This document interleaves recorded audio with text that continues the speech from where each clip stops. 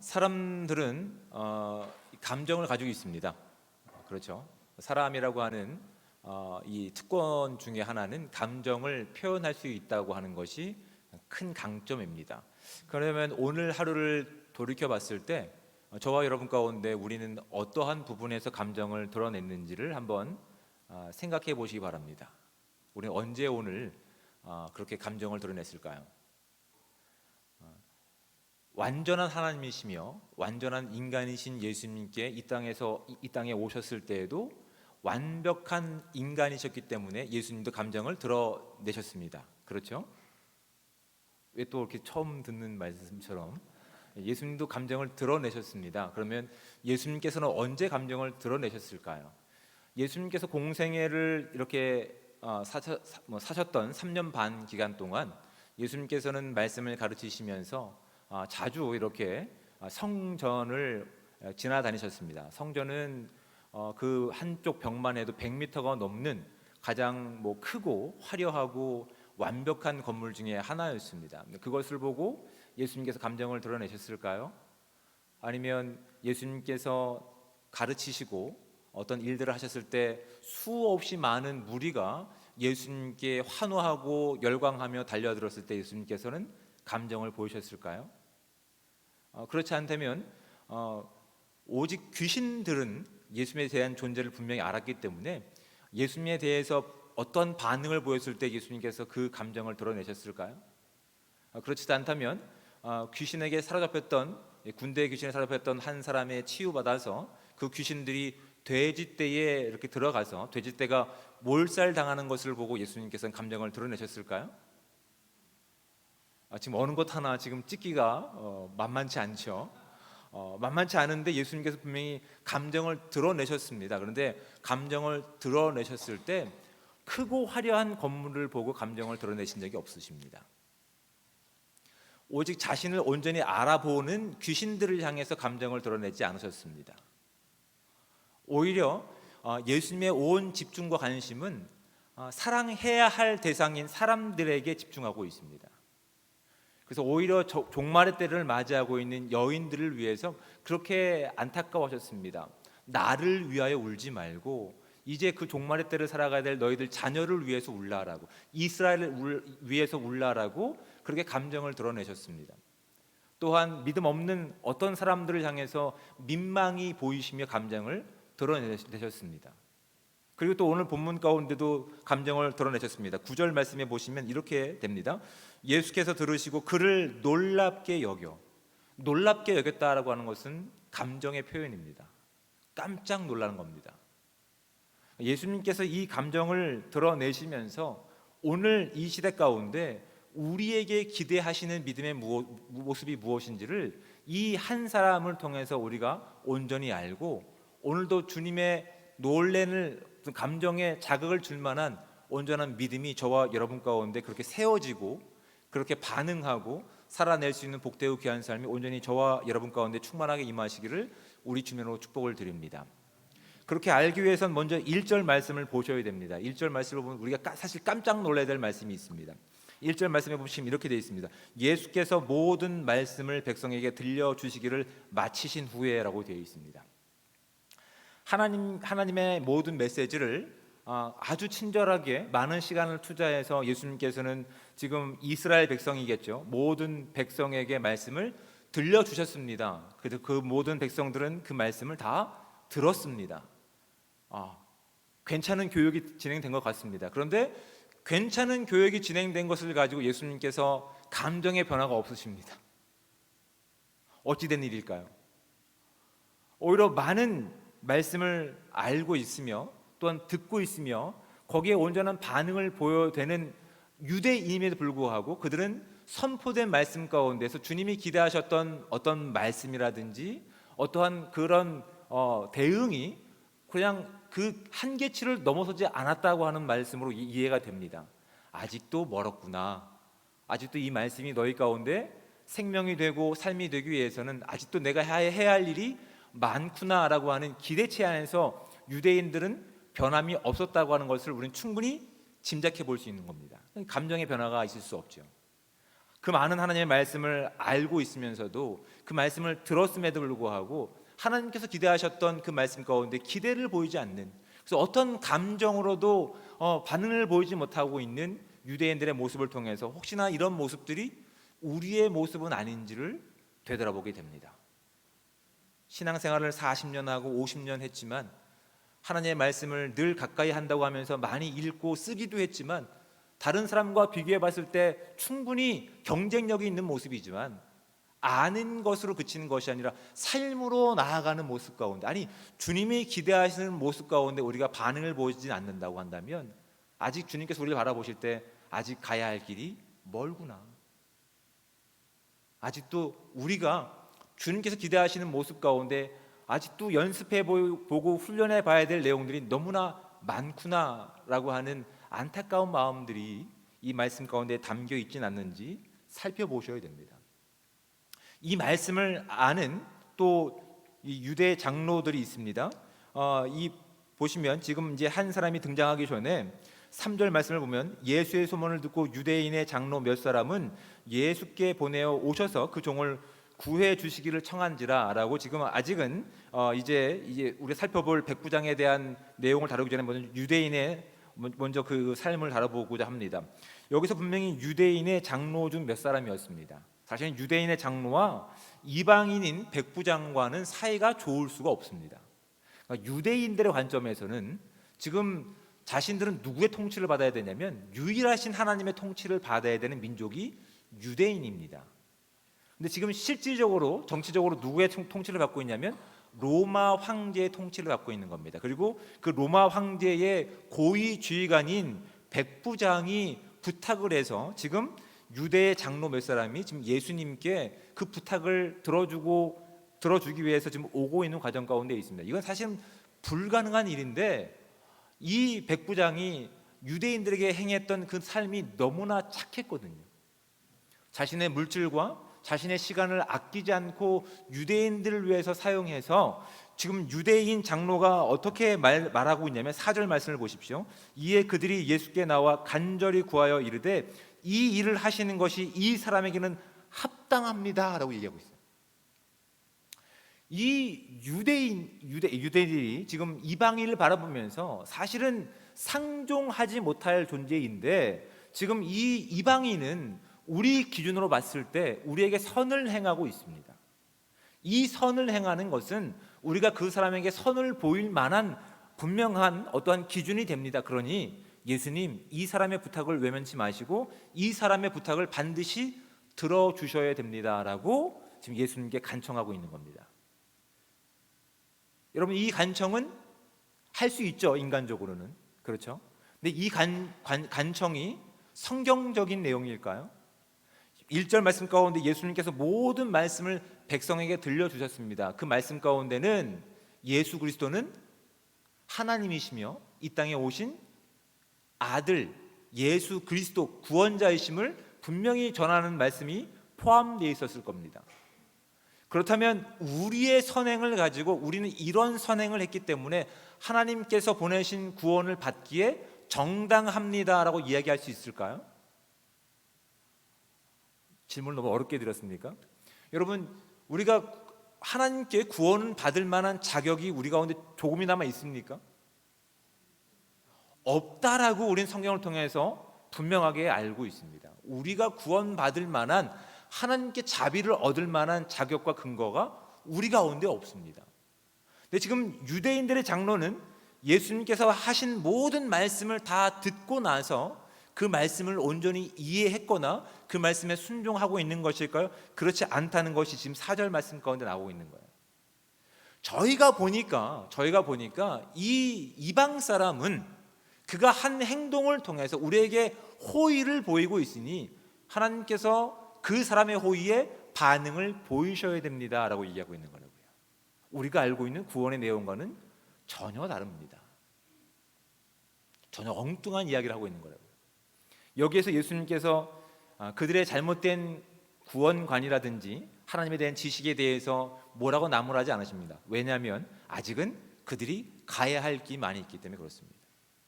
그래서 그들이 온전한 간구를 하고 있지 않음에도 불구하고 예수님께서는 그들을 향한 긍휼한 마음을 가지고 그들의 요청 가운데서 이제 백부장을 만나기 위해서 가십니다. 6절 말씀해 보시면 예수께서 함께 가실새 이에 그 집이 멀지 아니하여 백부장이 벗들을 보내어 이르되라고 되어 있습니다. 첫 번째 백부장이 부탁한 사람들은 유대인 장로들이었고 두 번째 보낸 사람들은 친한 벗들이라고 얘기합니다. 아마도 유대인은 아니었던 것 같습니다. 아마도 로마의 또한 이 고위 관리직이라든지 아니면 유대인에게 어떤 호감을 갖고 있는 어떤 사람들로 보입니다. 정확한 대상은 알지 못하지만 다시 한번 백부장은 예수님께 두 번째 사람들을 보냅니다. 보내고 나서 이렇게 얘기합니다. 주여 수고하시지 마옵소서 내 집에 들어오심을 나는 감당하지 못하겠나이다 라고 이야기합니다. 그럼 우리는 이렇게 얘기합니다. 처음부터 그럼 부탁을 하지 말걸. 왜 굳이 사람 번거롭게 해가며 오고 가라 하고 나서 지금 또 얼마 남지 않았는데 왜 번거롭게 하고 있는 건가? 적어도 이 백부장은 예수님에 대해서는 온전한 가르침을 가지고 있었을까요? 온전한 지식을 가지고 있었을까요? 그렇지 않다는 것이 사실은 이제 본문을 통해서 확인하게 됩니다. 3절 말씀을 보실까요? 예수의 소문을 듣고라고 되어 있습니다. 그는 이방인이었기 때문에 예수님께서 가르치시는 그 자리 가운데 그는 사실은 갈 수 없는 신분이었습니다. 그가 가면 유대인들이 누구를 의식할까요? 이방 사람을 의식합니다. 이방 사람들과 그들은 상종하지 않았어요. 거룩하지 못한 백성이었기 때문에 함께 밥 먹는 것조차 그들은 즐겨하지 않았습니다. 그래서 로마에 이렇게 세금을 바쳤던 세리들을 원수로 취급했던, 그리고 이방인들과 피가 섞였던 사마리아인들을 원수처럼 여겼던 족속이 유대인들이었다고요. 그런데 그것을 뻔히 아는 이방인인 백부장이 예수님께 호감을 가지고 있다 한들 예수님께 쉽게 다가갈 수 있었을까요? 그러지 못했다고요. 그러지 못한 상황 가운데서 그는 예수님에 대한 소문만을 들었습니다. 예수님께 직접 가르침을 들어본 적이 없어요. 예수님에 대한 소문을 그냥 아는 유대인 몇몇 친구들 가운데 들었을 뿐이에요. 그런데 그 마음 가운데 무엇이 싹트기 시작한 겁니까? 예수님은 하나님이시고 하나님이 보내신 구원자이심에 대한 분명한 믿음이 그에게 있었던 겁니다.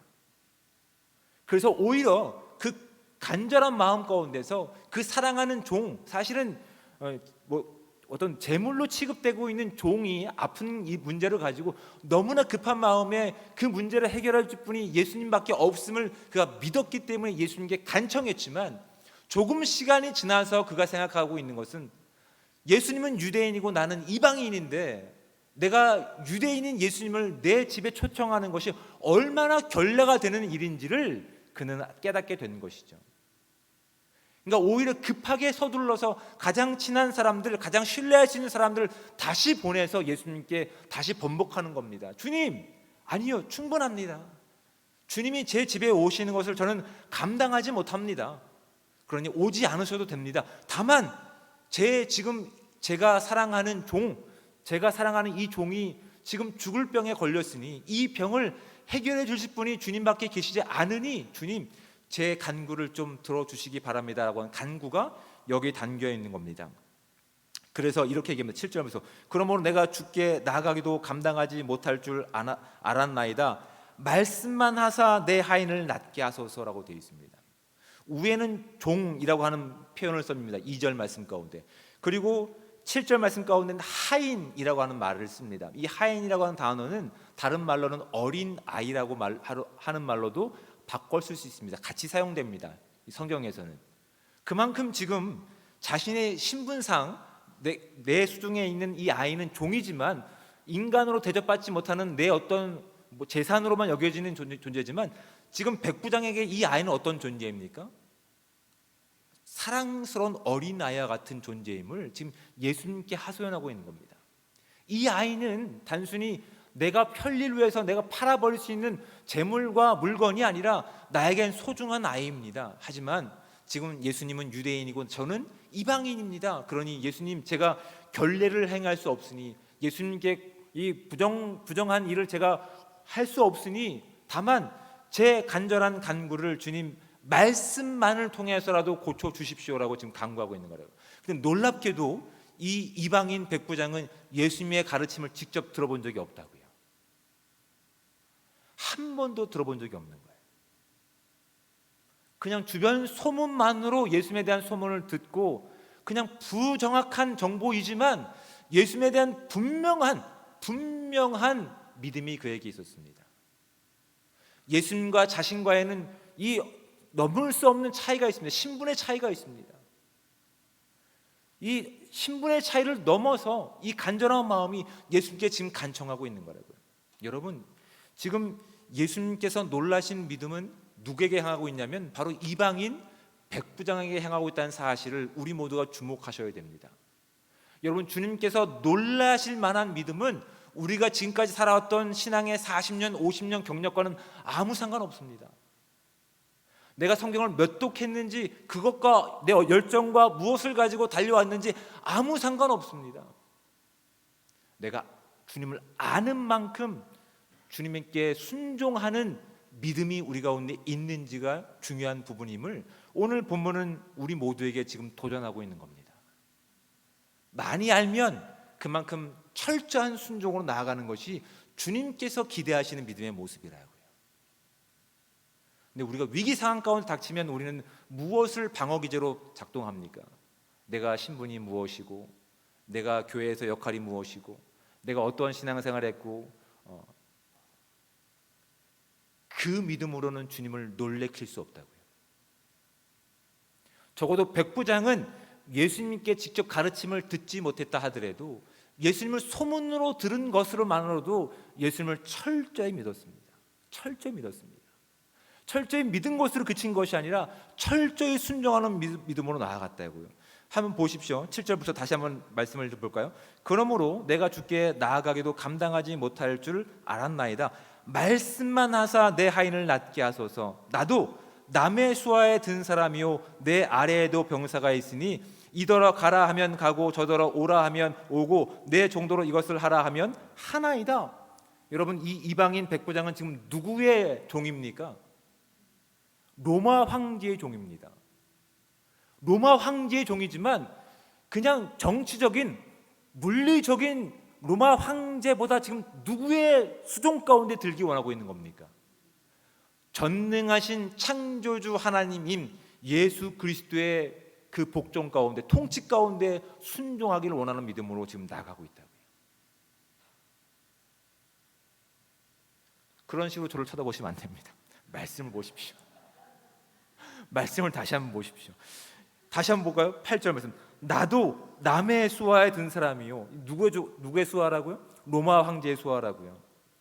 내 아래에도 병사가 있으니 이더러 가라 하면 가고 저더러 오라 하면 오고 내 정도로 이것을 하라 하면 하나이다. 저도 그 종의 신분으로서 그 명령 가운데 절대적으로 순종하는 존재입니다. 하지만 제가 물리적으로는 로마 황제의 그 수종 가운데 있지만, 그 권세 가운데 있지만, 저는 지금 창조주이신 하나님, 이 땅의 구원자로 오신 예수 그리스도의 그 통치권 가운데 제가 순종하기를 원합니다. 그러니 말씀만 하십시오. 말씀만 하십시오. 이렇게 간구하고 있는 거라고요. 예수님께서 뭐라고 말씀하십니까?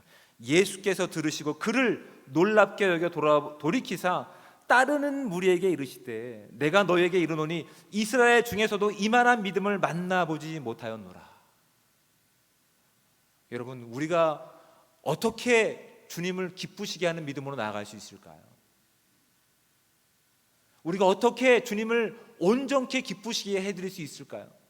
오늘 이 시대 가운데 우리가 자랑하러 여기었던 그 모든 것들을 다 내려놓고 주님께서 우리 가운데 기대하시는 믿음의 모습으로 다시 한번 결단하고 순종하고 우리의 믿음의 방향성을 바꾸지 않는다고 한다면 예수님은 그들의 모습 가운데 기대하지 않으십니다. 그냥 당연한 것으로 여기십니다. 그런데 기대하지 않았던 한 사람입니다. 그것은 이방인이었습니다. 말씀을 온전히 알지도 못했고 예수님께 직접 말씀을 듣지도 못했습니다. 그런데 그는 예수님에 대해 소문으로만 들었지만 적어도 그의 모든 주권이 누구 가운데 있음을 고백하고 있습니까? 창조주이시며 구원자이신 예수 그리스도께 있음을 지금 고백하고 있는 거라고요. 그렇다면 여러분, 저와 여러분들의 인생 가운데서, 믿음 가운데서 저희들은 정말 그 주권 가운데 복종하고 있는 믿음인지를 점검해 볼 수 있는 이 귀한 시간들 되시기 바랍니다. 세상이 정한 기준과 한계를 뛰어넘어서 사실은 이 이방인, 이 백부장은 그 당시 관점과 그 당시 시선으로는 주님을 만날 수 없습니다. 부정한 사람이었기 때문에. 근데 주님을 향한, 아니 주님께서 다스리신 그 통치권 가운데는 이것이 어떠한 방해도 되지 않은 것을 그가 믿었기 때문에 나갔던 것이라고요. 우리가 털어버려야 될 믿음이 바로 이런 것들입니다. 우리가 가지고 있어야 될 타이틀, 경력들, 그동안 행했던 그 모든 것들, 아니 그런 것 이전에 주님이 정말 창조주 하나님이시며 나를 구원한 유일한 구원자이시며 오늘도 나와 함께 하시는 나의 아버지입니다.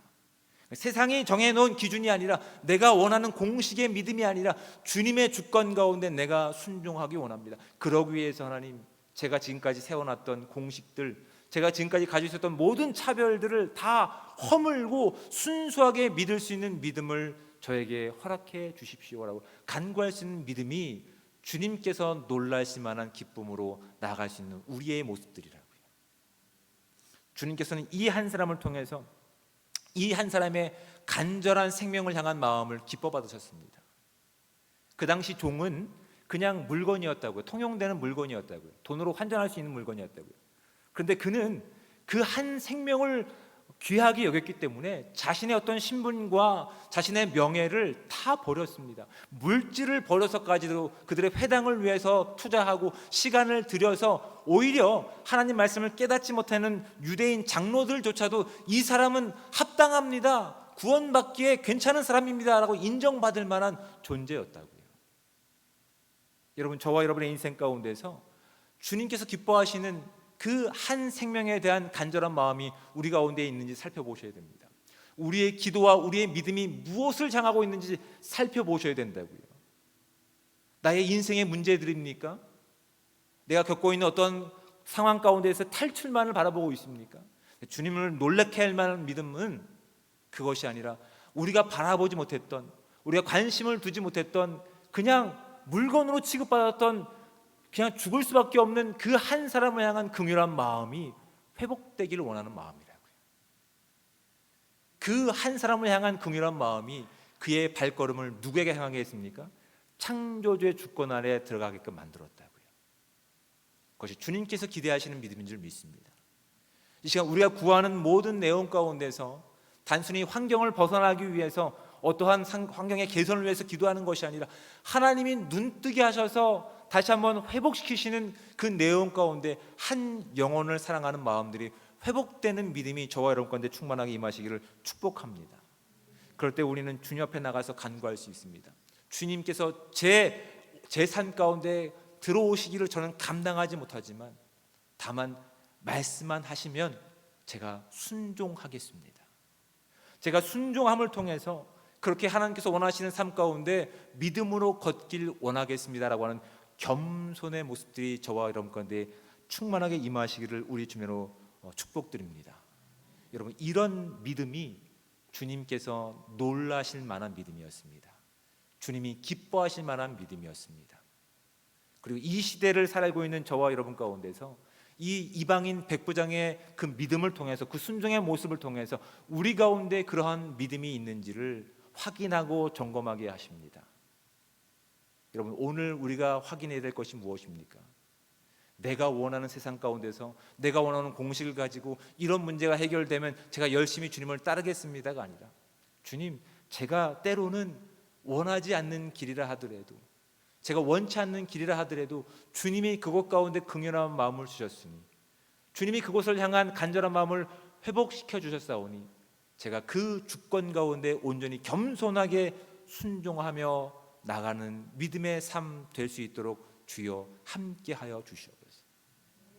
모든 차별과 세상이 정한 기준을 뛰어넘어서 진정한 겸손함을 가지고 나갈 수 있게 하시고, 주님께서 바라보시는 감정을 드러내셨던 그 한 사람의 생명을 향해서 내 간절함이 회복될 수 있는 시간 되게 도와주셔서 정말 이 마지막 때에 교회가 성도인 저와 여러분들이 주님께서 기뻐하시는 믿음의 모습을 가지고 이 땅의 유일한 희망이 되고 이 땅 가운데 진정한 복음을 전할 수 있는 은혜의 시간들, 그 복된 믿음의 삶들, 그 순종의 삶들 되시기를 거룩하신 우리 주님의 이름으로 축복드립니다.